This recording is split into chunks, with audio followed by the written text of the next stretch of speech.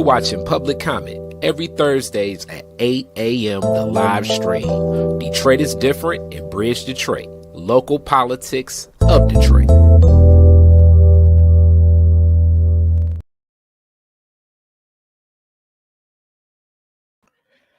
All right, welcome back to another episode of Public Comment. And I know you all saw in the opening what we're doing right now. We actually have a special person that's in the mix of Public Comment right now.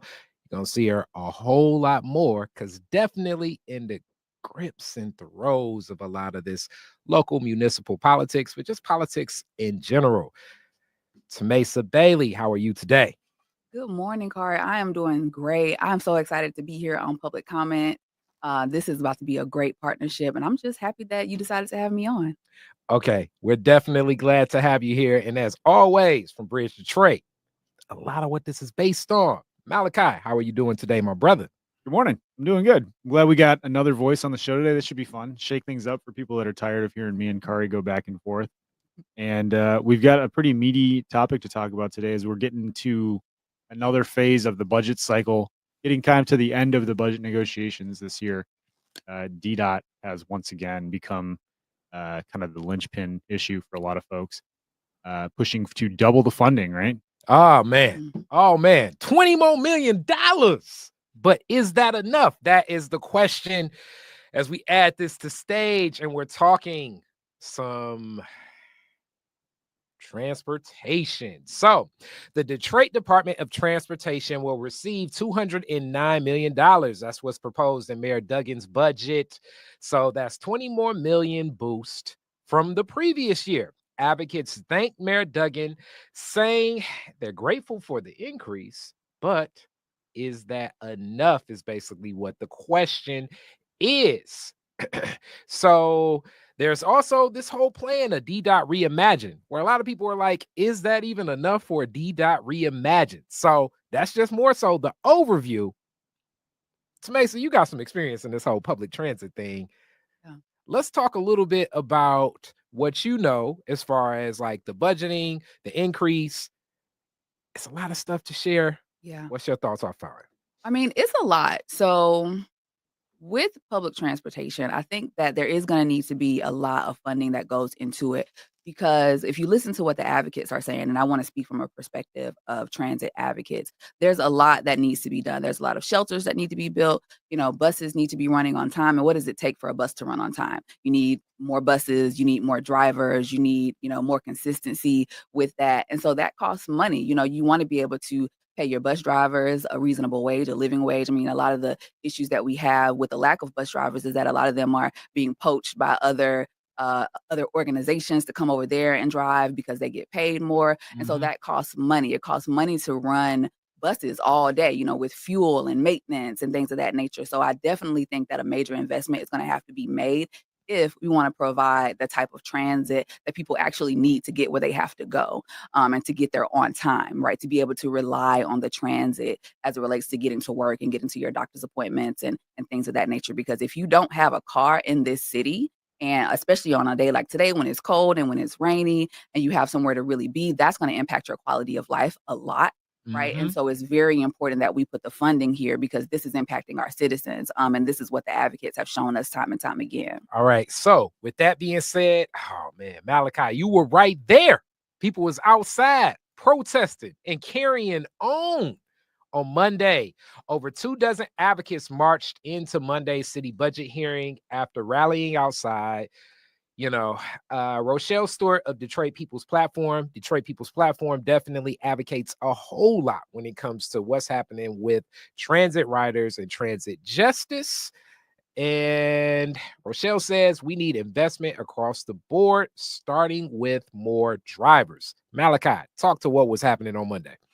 Yeah, I mean, you have seen the transit advocates be kind of the loudest voice pushing for in this entire budget process. The transit advocates have been the loudest voice, excuse me.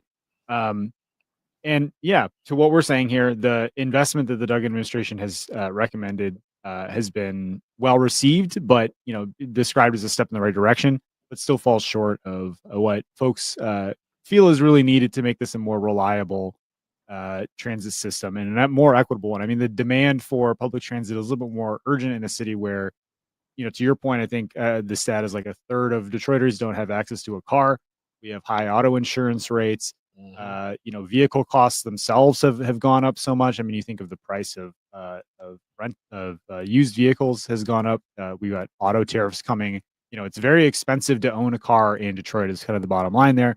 And the bus system serves, primarily lower income and definitely majority Black ridership, right? And what I thought was interesting as well is this is being kind of overlaid with broader issues of accessibility in the city for people who have a disability. And you see groups like Detroit Disability Power, linking these transit issues to broader accessibility issues that, everyone in the city should be able to have access to this, but it's really vital for people that are sight impaired or mobility impaired, to use not only the paratransit system that we have, but the bus system in general. And people remember at this rally, they were talking about how, there was a time when the city had more residents when the transit budget was closer to $300 million instead of $200 million. And that meant we used to have warming shelters where people could stay warm in the wintertime. It meant that there were just more shelters in general. It meant that the buses were running more often. We can look further back to the streetcar system when we had a very reliable public transit network where streetcars were showing up all the time. There's some routes in the city where the buses only run once an hour, I mean, especially in the evening hours and on the weekends. And so I think, what people want to see is greater investment so that they can raise the wages, so that they can hire more operators, so they can hire more mechanics to keep buses out on the street, maybe even get more, buses in general. And that can then start to work toward having buses show up on time more frequently, every 15 minutes, every 10 minutes instead of every half hour, every hour. Expand the routes, make it, easier to use, make it better to navigate. And I don't think there's disagreement from, city leaders on that, but it's a matter of like, where does the money come from? I haven't heard really a good, a good answer to that question from advocates. So with that, I really want to go right back into what's next. So the advocates that are speaking to this, it's a lot that was talked about in a lot of different quotes when we look at this. Here's just like other flashing of information. Councilmember Gabriela Santiago Romero proposed an additional 16 million, which I don't even necessarily know if that is going to be something big. Megan Owens of Transportation Riders United says, buses every 10 minutes citywide. We need double the number of drivers and buses. Back to the advocate talk. And that's a goal of DDOT Reimagined that you mentioned earlier. Basically the master plan for the bus system, which the new director, Robert Kramer, who's coming over from running the People Mover, he's been in his role 3 or 4 months or something like that. I think he took over like right at the beginning of the year. Has been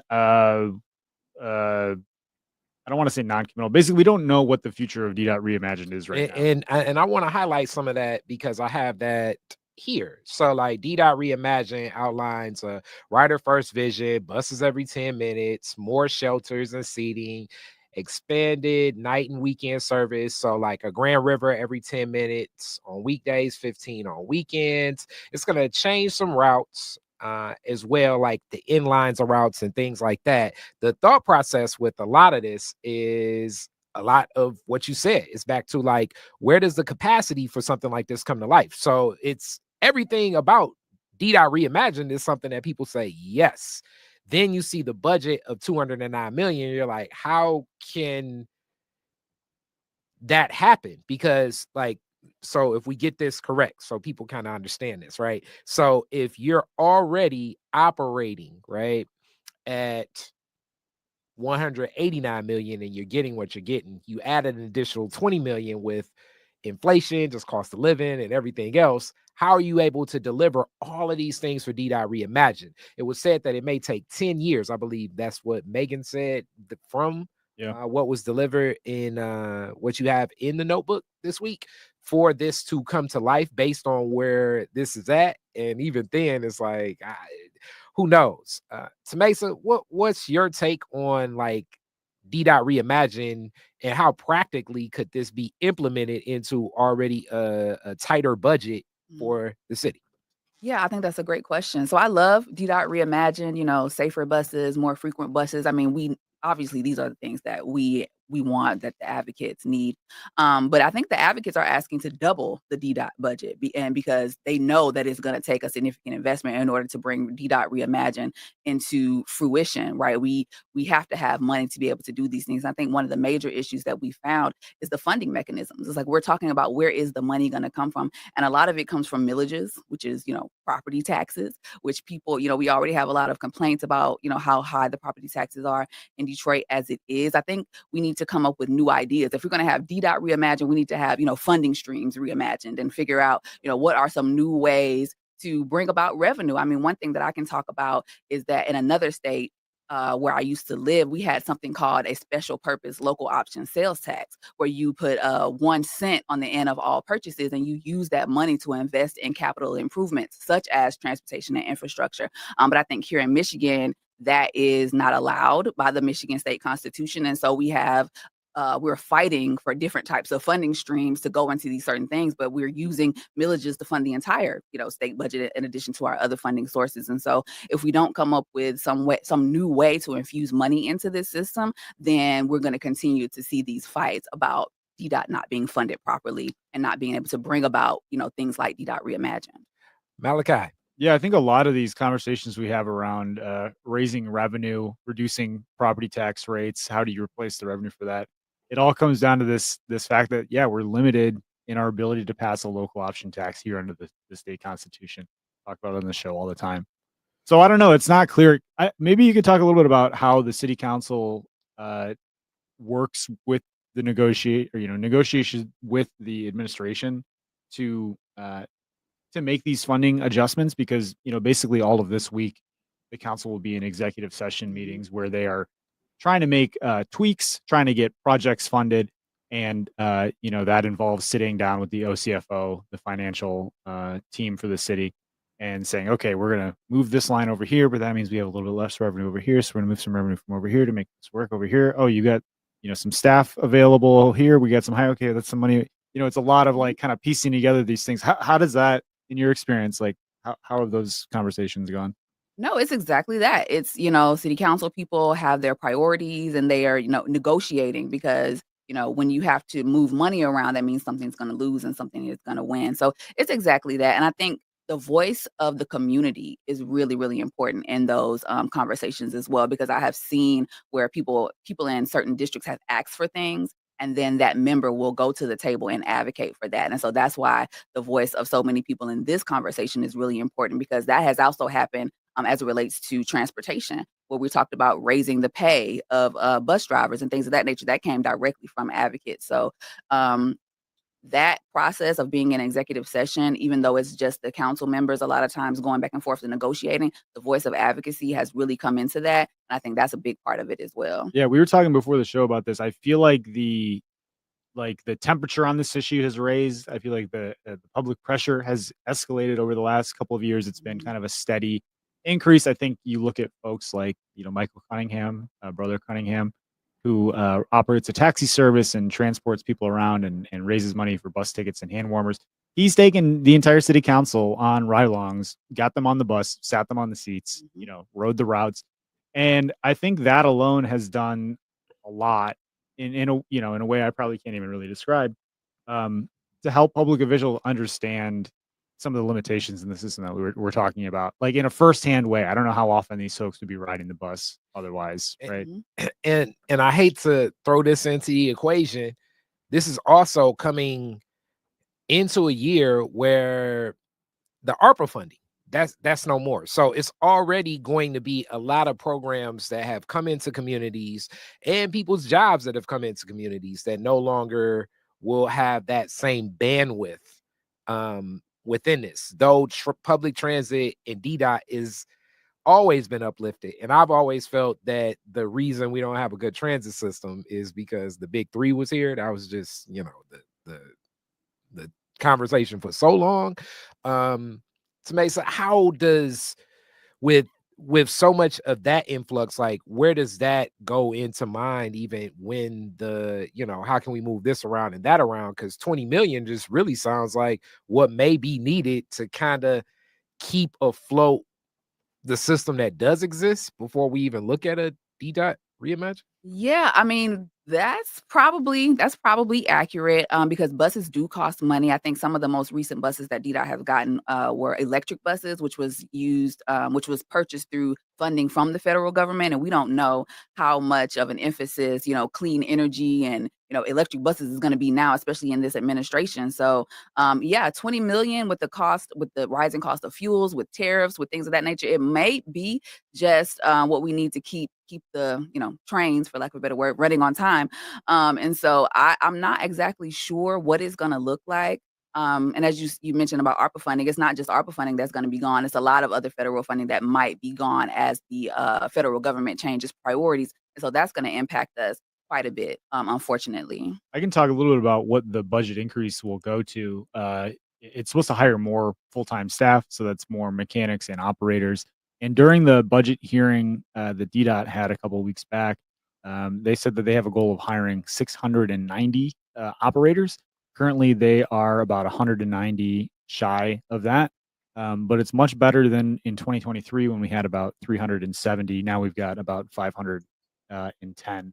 So we've been incrementally hiring more. I think again the problem is you got to pay them competitively because Smart pays more, other regional systems pay more. So we're getting those folks back, but we're also concerned about losing them. And they've increased the number of mechanics from 50 to 80 as well. They also talked about electric buses. So we got 4 of them in the fleet. I'm reading off my notes here from that budget hearing. It's interesting though, because apparently it takes 1.5 electric buses to provide as much service as a single diesel bus, because diesel buses have a longer range on a single tank of gas and they can be refueled a lot faster as well. So there was some hesitancy from DDOT, when asked by the council, are we going to fully electrify our fleet of buses? Probably not. And, the batteries are going to get better and maybe that will change in a couple of years. But right now it does seem like it's too expensive and we're not really getting like a major benefit there compared to the diesel. I got a question. And in what you wrote in the notebook, it also said it takes $40,000 to onboard each new driver. That's what the transit union said, that, yeah, it costs $40,000 to train each individual driver. And we're doing that basically for free. People come into the training academy and they get that covered for them. That's the value of that training apparently. And I don't know how long it is or what all goes into that, but it is a difficult license to obtain. You want people to be trained well because we pay a lot of legal settlements in the city as well to people that have been hit by buses or have crashed into buses or are riding a bus when a crash happens. And so that can be, I could see that because there's a lot that goes into that training to make sure that. Yeah, and as a former truck driver, so I had the Class B license, and even in school, it's like they're teaching you how to operate, not necessarily be a driver per se. And yeah, it's just known it's a couple different things that are needed for a Class B license, especially if you are going to be a bus driver, like with what that population has. And then it's different, I know, notations. If you're having children, if you're going to have people with disabilities. And as you also spoke a little bit about in the article, what happens for so much of the people that are disabled, where it's necessary for public transit oftentimes, and changing of some of these routes, even with DDOT Reimagined, can make it tougher for some of those travels. It was one of the quotes that you have is strandazzle, meaning that there are riders that were like going to Randazzles over here on Van Dyke, not far from Outer Drive. That's the Randazzles I go. So it's a fruit market, very reasonably priced fruit and vegetables there.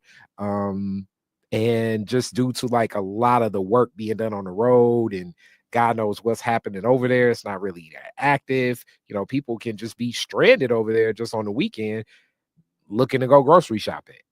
And part of it is like the awkward timing of Amy Hemmeter, I think I'm pronouncing her last name right. Sorry if I'm not. Who's another very vocal person on transit issues in the city, especially on social media. Was talking about how her and her husband take the Van Dyke bus out to Randazzo's to get groceries, and sometimes they get stuck out there, so they call it being strandazzoed. But they go on Saturdays because the buses are unreliable on Sunday, and they have a hard time making time for that during the week. And so when you're going on the weekends, the hours are different, and that bus runs a little bit less frequently. And so you know, imagine you're out there, you got your groceries. Oh no, the bus doesn't come for like another 20 minutes, and you're sitting outside. The rain's coming. You know, you're wondering if you're going to get rained or snowed on. It connects back to the shelter issue, where only 5% of the stops in the city have shelters, and even fewer have benches. And so these are just like the stories of people trying to navigate their lives. There were a couple of restaurant workers who also spoke at the Monday hearing, saying that, you know, when I get out of work late at night and the buses run every hour, you know, again, it's like stranding me.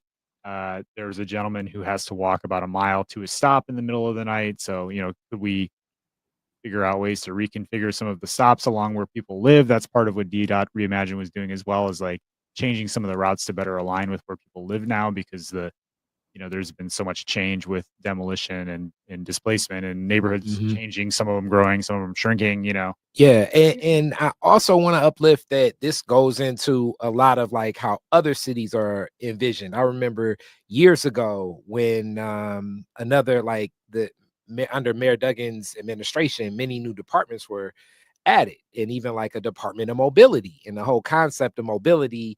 And really, I don't know if you all know this, but the big three now consider themselves mobility companies and not necessarily auto manufacturers anymore. Yeah. But the concept is like you could Uber to your bus stop, and then after you Uber to your bus stop, you take the bus here, and then after you take the bus there, you take the people mover here, and then you take the Q line to the next. Like it's like a combination of all of the transit together. It was anything spoke about with mobility, and even I guess before I go there, it's basically what's been the take with mobility in municipal politics even talked about, because it seemed like a cool novel idea and money and funding was put there, but like this seems like the real crux of what's going on. Yeah, mobility is gonna be important, and just listening to Malachi talk about the strain of being stranded when you're trying to go grocery shopping, I mean, that was bringing back trauma for me because I was carless in another, car-centric city when my commute involved walking a mile, getting on a bus, taking a train, so mobility is gonna be important. One of the things that we have to talk about is last mile transportation because, the transportation options that we have, especially in this city, are not going to take you directly to where you need to be. And so mobility and multimodal transportation options is going to be super important because you can take your bus right up to where you work, but then you'll need somewhere else, some other kind of way to get exactly to the building where you work in. And so thinking about all of those options, and a lot of things that have been talked about at the local level have been electric cars, autonomous vehicles to pick people up and take them places where they need to go. I don't know who is going to be, chomping at the bit to ride in a driverless car, but that's another option that people have been talking about, and things of that nature. And so I think there's a lot of ways to reimagine how we do mobility, including multimodal transit options. You think about the what's the Beltline or the the Joe Louis Greenway that they're think about the building. Joe Louis Greenway, a part of that is about connecting communities so people can bike and so people can walk and get places. But mobility, I think, is going to be the name of the game moving forward because we have to make sure that people can actually get where it is that they need to be, and we need to be able to move people and goods. So we know that the bus system is going to need a lot of supplementing for that. I'm glad you brought up the last mile concept. There was some conversation about like MOGO, the bike shares. And I think to a lesser extent, Lime and some of those like scooter things, which I think are starting to kind of fall out of favor a little bit. And they're owned by a private company, whereas MOGO, I think, is a nonprofit, right? I'm not sure. I could be wrong about that. Sorry. But it has partnerships with like Henry Ford in the city. So I look at it as more of kind of a community-based alternative to that. But people want to see more of those multi-mobility, as they're called, options to get you from, where you get dropped off from the bus to where you're trying to get to. I also think this is becoming more of a public policy imperative for elected leaders and, government in general, because we have this conversation around population growth, and there's an idea that's been expressed over and over again now, that you just are not going to get young people to come move into Detroit or really our competitor cities without having reliable, easy to use public transit, because folks are looking at cities that already have those options. We're way behind on that.